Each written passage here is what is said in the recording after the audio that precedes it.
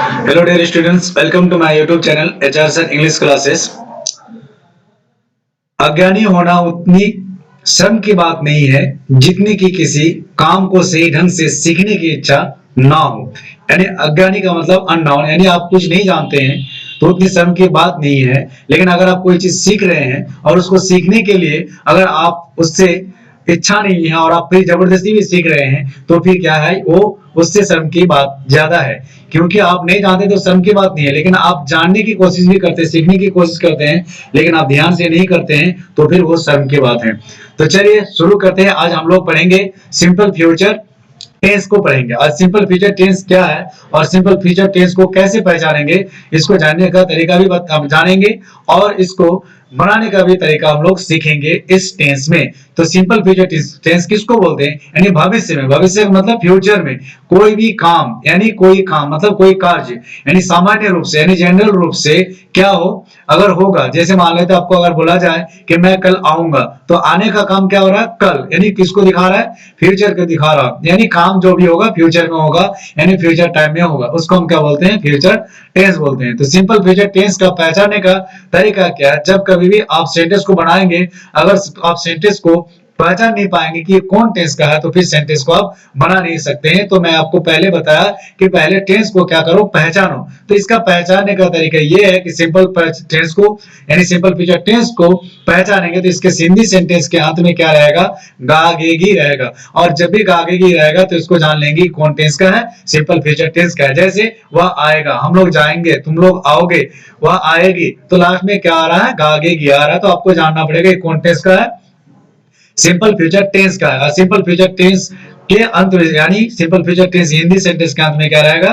गागेगी रहेगा। और सबसे पहला काम ट्रांसलेशन बनाने के लिए, हिंदी से अंग्रेजी में ट्रांसलेशन बनाने के लिए पहले आपको पहचानना पड़ेगा। उसके बाद आप क्या लेंगे? सब्जेक्ट लेंगे। और सब्जेक्ट में मैं भी आ सकता हूं, हम भी आ सकते हैं, हम लोग भी आ सकते हैं, तुम लोग भी आ सकते हो, यानी कोई भी व्यक्ति आ सकता है सब्जेक्ट के रूप में। और सब्जेक्ट किसको बोलते हैं वो भी आप लोगों को मैं बताया हूं पहले ही, बेसिक मेरा वीडियो है, उसको वीडियो को भी देख लेंगे, जीरो लेवल से बताया गया है। अब हम चलते हैं सब्जेक्ट के बाद क्या लेंगे? Helping verb. ये किसका हेल्पिंग वर्ब? यानी ये सिंपल फ्यूचर टेंस का हेल्पिंग वर्ब। यानी सिंपल फ्यूचर टेंस का हेल्पिंग वर्ब आपको अगर कोई पूछे तो आपको बोलना है इसका हेल्पिंग वर्ब क्या है? शैल या तो विल है। आप बोलेंगे सर शैल कहां करेंगे और विल का प्रयोग कहां करेंगे यूज?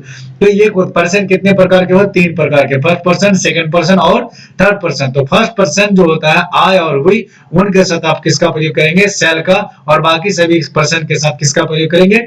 विल का। लेकिन आज के मॉडर्न ग्रामर में, मॉडर्न इंग्लिश में इसका कोई डिफरेंट नहीं है। विल का प्रयोग सभी व्यक्ति या वस्तु के साथ आप कर सकते हैं, चाहे फर्स्ट पर्सन हो, चाहे सेकंड पर्सन हो, चाहे थर्ड पर्सन हो, सबके साथ आप विल का प्रयोग कर सकते हैं, लेकिन शैल का प्रयोग नहीं कर सकते। सबके साथ सिर्फ कर सकते हैं आई और वी के साथ कर सकते हैं, फर्स्ट पर्सन के साथ कर सकते हैं। अब हम चलते हैं, इसके बाद क्या लेंगे? Main verb. आप बोलेंगे कि सिंपल फ्यूचर टेंस में मेन वर्ब का प्रयोग यानी कौन सा होगा? वर्ब 1 होगा या वर्ब 2 होगा, वर्ब 3 होगा? तो इसके साथ हमेशा किसका प्रयोग होगा?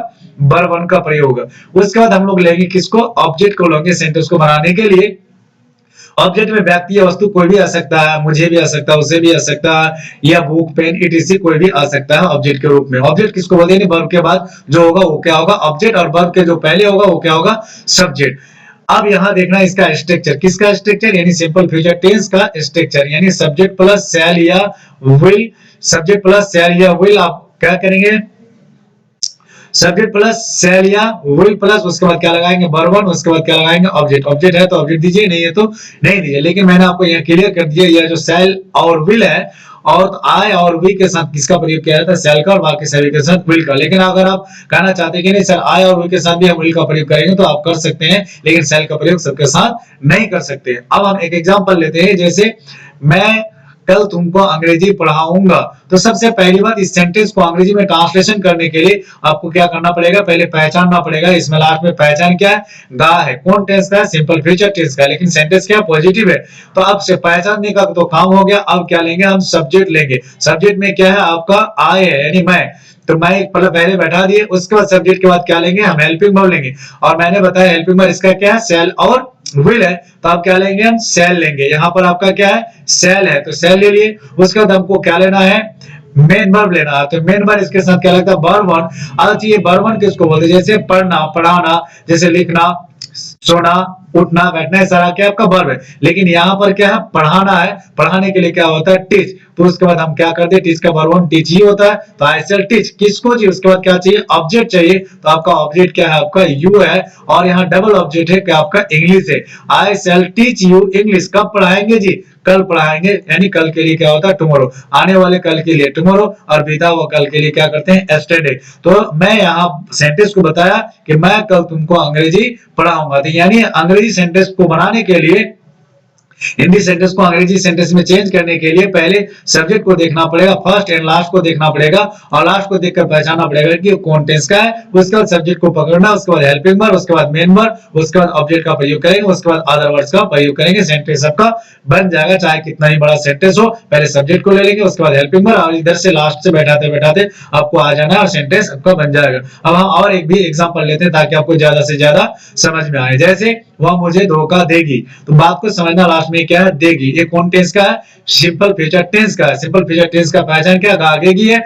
अब क्या लेंगे, सब्जेक्ट लेंगे, सब्जेक्ट है वह मुझे धोखा देगी, तो लड़की है, तो यहाँ क्या हो गया, सी, और सब्जेक्ट के बाद क्या चाहिए, हेल्पिंग वर्ब, हेल्पिंग वर्ब क्या आपका विल है, और विल के बाद यानी मेन वर्ब चाहिए, तो मेन वर्ब क्या है, चीट है, चीट के लिए मतलब ठगना भी होता है, धोखा देना भी होता है, और उसके बाद क्या चाहिए, ऑब्जेक्ट, किससे, मुझे, तो शी विल चीट मी। इस प्रकार से सेंटेंस को बनाएंगे।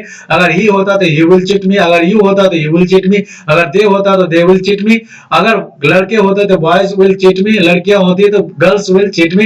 यानी यहाँ पर सब्जेक्ट की जगह ही सी इट की जगह कोई भी व्यक्ति को बैठा सकते हैं, और इस प्रकार के सेंटेंस को अब बना सकते हैं। अब हम चलते हैं नेक्स्ट क्वेश्चन की ओर। हमारा नेक्स्ट क्वेश्चन है, मैं तुमको डांटूंगा। बात को समझिएगा, यहाँ पर क्या है, मैं तुमको डांटूंगा, डांटने के लिए क्या था, स्कॉल, लेकिन सेंटेंस को पहचानना पड़ेगा। अगर आप सेंटेंस को पहचानते नहीं है तो ट्रांसलेशन भी आप नहीं बना पाएंगे। तो ये सिंपल फ्यूचर टेंस का है, यानी गा है, कौन टेंस का, सिंपल फ्यूचर टेंस का। अब क्या लेंगे, सब्जेक्ट लेंगे, सब्जेक्ट क्या आई है, और सब्जेक्ट के बाद क्या चाहिए, हेल्पिंग वर्ब, हेल्पिंग वर्ब इसका क्या है, सेल है। इस जगह आप विल का भी प्रयोग कर सकते हो। डांटने के लिए क्या होता है, स्कॉल, और स्कॉल जब भी आप करेंगे तो उसके लिए हम किसका प्रयोग करेंगे, और उसके बाद ऑब्जेक्ट का प्रयोग करेंगे, तो क्या हो जाएगा, आई शैल स्कॉल्ड यू, यानी मैं तुमको डांटूंगा। अब हमारा नेक्स्ट एग्जांपल है, जैसे तुम एक पत्र लिखोगे, you will write a letter, यानी यहाँ पर यू आ गया, लिखने के लिए क्या होता है, राइट हो गया, और यू के साथ क्या होता है, विल, और लास्ट में ऑब्जेक्ट लगा दिए, ये लेटर। अब हम नेक्स्ट एग्जांपल लेते हैं। नेक्स्ट हमारा एग्जांपल क्या है आपका, मेरी माँ खाना बनाएगी, तो मैं मदर विल कुक फूड। हमारा नेक्स्ट क्वेश्चन है, मैं अगले दिन आऊंगा, मैं अगले दिन आऊंगा, तो यहाँ क्या हो जाएगा, I shall come next day, I will come next day, ये भी बोल सकते हैं। अब हमारा नेक्स्ट एग्जांपल है क्या, वह मेरे सामने रोएगा, तो यू विल वीप, रोएगा किसके सामने, मेरे सामने, सामने के व्यक्ति के लिए होता है बिफोर, और कोई भी वस्तु के सामने अगर होता है इन फ्रंट ऑफ, तो यहाँ यू विल वीप बिफोर मी। अब हम चलते हैं नेक्स्ट एग्जांपल में। नेक्स्ट एग्जांपल हमारा क्या है, मैं एक लाल कार खरीदूंगा, तो यहाँ क्या हो जाएगा, आई विल, और खरीदने के लिए होता है बाय, क्या खरीदेंगे, a red car, I will buy a red car. अब हमारा नेक्स्ट एग्जांपल है, आई शैल डिस्ट्रीब्यूट स्वीट्स, मैं मिठाइयां बांटूंगा, यानी आप सब्जेक्ट के बाद शैल विल का प्रयोग करेंगे। अगर आप करना चाहते हैं शैल का झमेला भी नहीं पड़ेंगे, तो आप सबके साथ विल का प्रयोग कर सकते हैं, चाहे सिंगुलर नंबर थर्ड पर्सन हो, या प्लूरल हो, या फर्स्ट पर्सन हो, सबके साथ विल का प्रयोग करेंगे, उसका वर्ब वन का प्रयोग करेंगे। और भी एग्जांपल लेते हैं। हमारा नेक्स्ट एग्जांपल है, जैसे वह मुझे बदनाम करेगा, तो उसके लिए बदनाम करने के लिए क्या होता है, डिफेम होता है, या तो ब्लेम भी होता है। तो सबसे पहली बात, यू विल डिफेम मी, इस प्रकार से सेंटेंस को बनाएंगे। हमारा नेक्स्ट एग्जांपल है, मैं उसका विरोध करूंगा, विरोध करने के लिए अपोज भी होता है, आई शैल अपोज हिम, मैं उसका विरोध करूंगा। पर नेक्स्ट क्वेश्चन है आपका हमारा, मैं तुमको आखिरी सांस तक प्यार करूंगा, I will love you till my last breath. Next हमारा एग्जांपल है, मैं उसे धूल चटा दूंगा, आई विल फ्लैटन हिम। इस प्रकार से सेंटेंस को हम लोग बनाएंगे। और भी एग्जांपल ले लेते हैं कुछ। मेरे ख्याल से इसमें समय लगेगा, I think it will take time, मेरे ख्याल से इसमें समय लगेगा। अब हम इसका नेगेटिव सेंटेंस को बनाएंगे, क्या बनाएंगे, नेगेटिव सेंटेंस को बनाने के लिए हम इसका स्ट्रक्चर ले लेते हैं, यानी शैल या विल के बाद क्या लेंगे, नॉट का प्रयोग करेंगे, उसके बाद वर्ब वन का प्रयोग करेंगे। और एग्जांपल लेते हैं, जैसे वह मुझे धोखा नहीं देगी, शी विल नॉट चीट मी, मैं तुमको नहीं डांटूंगा, आई शैल नॉट स्कॉल यू, यानी शैल या विल के बाद हम किसका प्रयोग करेंगे, नॉट का प्रयोग करेंगे। सेम वही सेंटेंस है, लेकिन शैल या विल के बाद किसका प्रयोग करेंगे, नॉट का प्रयोग करेंगे। आगे चलेंगे हम नेक्स्ट एग्जांपल की ओर। तुम एक पत्र नहीं लिखोगे, you will not write a letter. अब नेक्स्ट एग्जांपल है, मैं अगले दिन नहीं आऊंगा, I shall not come next day. इस प्रकार से सेंटेंस को बनाएंगे। हमारा नेक्स्ट एग्जांपल है, वह मेरे सामने नहीं रोएगा, he will not weep before me, he will not cry before me. इस प्रकार के सेंटेंस को बनाएंगे। ये नेगेटिव सेंटेंस बन गया। नेगेटिव सेंटेंस का और भी बहुत सारे एग्जांपल को लिया मैंने। तुम तमाशा नहीं करोगे, यानी तमाशा करने के लिए क्या होता है, make a scene, you will not make a scene, तुम तमाशा नहीं करोगे। हमारा नेक्स्ट एग्जांपल है, मैं अन्याय नहीं सहूंगा, I will not bear injustice, मैं अन्याय नहीं सहूंगा। अब हमारा नेक्स्ट एग्जांपल है, तुम लोग फोन पे बात नहीं करोगे, you will not talk on phone, तुम लोग फोन में बात नहीं करोगे, फोन पे बात नहीं करोगे। चाहे कुछ भी हो जाए मैं यहाँ से नहीं हटूंगा, कम आउट में, इसके लिए होता चाहे कुछ भी हो, कम आउट में, आई will not move from here, मैं यहाँ से नहीं हटूंगा। अब हम चलते हैं नेक्स्ट एग्जांपल में।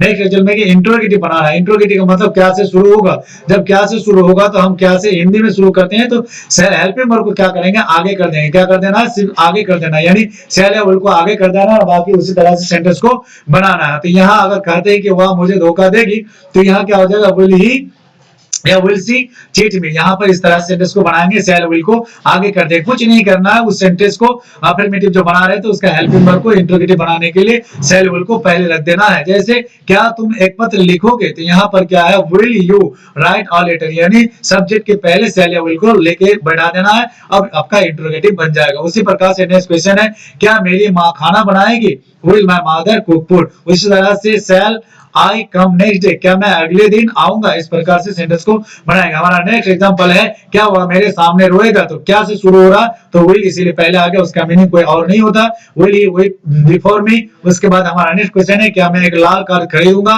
Will I buy a red car, इस प्रकार से सेंटेंस को बनाएंगे। अब हम नेक्स्ट क्वेश्चन की ओर बढ़ते हैं, डब्ल्यूएच क्वेश्चन। डब्ल्यूएच क्वेश्चन में क्या होता है, ये वह कब मुझे धोखा देगी, तो इसी तरह तो कब है, तो कब के लिए हम किसका प्रयोग करेंगे, व्हेन का प्रयोग करेंगे, और व्हेन जब होगा तो उसके पहले सबसे पहले क्वेश्चन वर्ड को पहले, व्हेन की जगह कहां भी हो सकता है, कब भी हो सकता है, क्यों भी हो सकता है, तो उसका क्वेश्चन वर्ड को हम पहले बैठा देंगे, उसके बाद हेल्पिंग वर्ब लगाएंगे, उसके बाद क्या लगाएंगे, सब्जेक्ट, उसके बाद किसका प्रयोग करेंगे, मेन वर्ड का प्रयोग करेंगे, उसके बाद ऑब्जेक्ट का प्रयोग करेंगे। जैसे वह कब मुझे धोखा देगी, दैट इज कॉल्ड, यहाँ क्या हो जाएगा, व्हेन विल सी चीट मी, इस प्रकार से सेंटेंस को बनाएंगे। मैं कब तुमको डांटूंगा, तो कब है, तो कब के लिए व्हेन को पहले बैठा दीजिए, तो यहाँ पहले बैठा दिए व्हेन, और आई के साथ क्या लगता है, सेल, तो सेल पहले बैठा दिए, when shall I is called you. उसी प्रकार से हमारा नेक्स्ट क्वेश्चन है, तुम कब एक पत्र लिखोगे, when will you write a letter. इसी प्रकार से आपको सेंटेंस को बनाना, चाहे कुछ भी सेंटेंस बनाओगे, गागी से एनी क्वेश्चन वर्ड रहेगा तो क्वेश्चन वर्ड को हेल्प में के पहले रखेंगे। अब हम चलते हैं नेक्स्ट क्वेश्चन की ओर,